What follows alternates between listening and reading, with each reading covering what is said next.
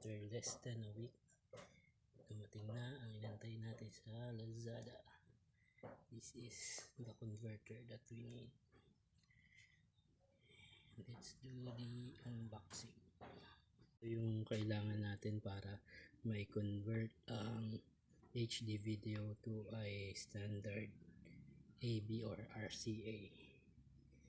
Dumating siya in less than a week. Ayan ang itsura niya. Mamaya bubuksan natin yung kanyang cover. Scaler siya, upscaler ng 1080p.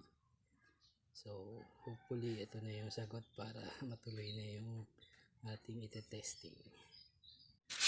Muna opening, tingnan natin kung ano mga laman. Ito lang naman ang kanyang laman, mainly yung kanyang device na gagamitin, which is the converter. Wala namang nakalagay sa likod, blank lang. Ito yung sa CVBS or sa video, and LR for the audio. And then dito lalagay yung HDMI port. May kasama lang siyang USB cord na pwede mo rin namang gamitin yung mismong nasa charger. Hindi lang natin alam kung ano talaga yung, kung may required ba siya na wattage or power cord or power adapter. After 15 days arrived, delivered by Lex PH of Lazada as a partner, and let's see if it's okay. This is the delivered package, and welcome to the unboxing. Una, na-confused ako dahil dun sa kanyang pangalan, which is HK1 Max X3. Wala pong ganong product, so it's just a typo error siguro ng store, but they delivered the right item. As you can see, it's called H96 Max, or some in the UK will call it H96 Max 8K Ultra HD, though we will see, hindi naman natin kailangan yun dito sa purpose ng video na ito. It is an HD TV box, and tingnan natin kung siya talaga yung X3 na merong Amlogic na chipset, which is the S905 X3, kaya siya tinawag na X3. Opening the box. So as you can see, yun lang yung tanging may print sa front nung or top ng box.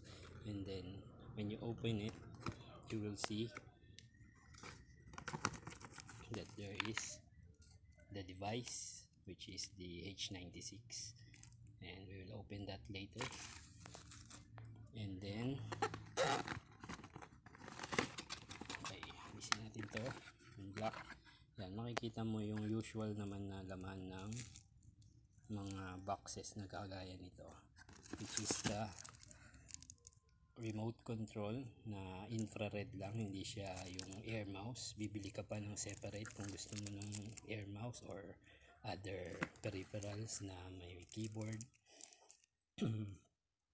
Which is okay naman yung kanyang grip dito, at powered siya ng dalawang AAA batteries. Okay, so hindi kasama yun sa remote, you have to buy a separate battery. And then of course meron siyang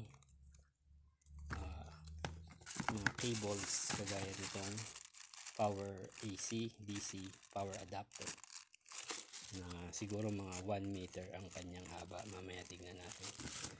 And then this one is the HDMI cable for modern TVs, but for the purpose of this video we will use another cable.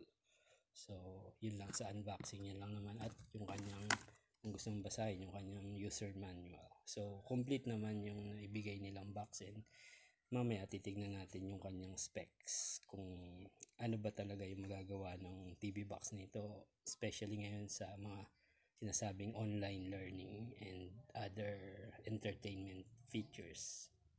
Nabuksan na natin at ayan na yung talagang itsura niya.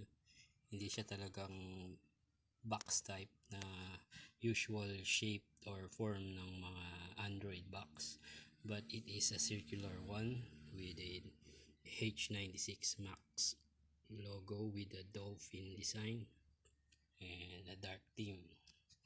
Tapos ito nga, pwede mong gamitan siguro ng mga nasa lumang remote control niya na batteries. Yan, dalawang AAA na hindi kasama sa package, you have to buy it separately. And then siguro later tutuluan ko about how to control it with your smartphone, para in case mag run out yung battery, makokontrol nyo pa rin siya. So ito naman yung, yun nga, yung kanyang siguro a meter long HDMI cable for the HDMI port of your monitors or TVs, but we will use another type of connection, which is yun ang titignan natin mamaya doon sa mismong device, yung kanyang pagkukonektahan nito. Tapos sa TV yung mga ganyan, sa audio, and then sa video jacks. Okay, so ito na nga yung box na circular design na siguro, ayan, pagka i-grip mo siya sa hands, ayan, ganyan siya, maliit lang. And then meron siyang USB port na 2 and 3. Yung blue, that's the USB 3 for your newer devices, and then ito yung sa mga micro USB naman na port pagka magta-transfer kayo ng files or i-connect nyo yung mga USB keyboards or mouse. But this has also Bluetooth, mamaya i-discuss natin about the specs of the device. And then yan, yung kanyang, ito yung kinagandahan niya, yung kanyang natawag na LAN port, pwede mo lagay o i-connecta yung mga modems ninyo for wifi, i-connecta nyo para wired na siya, hindi na wifi, ethernet port na.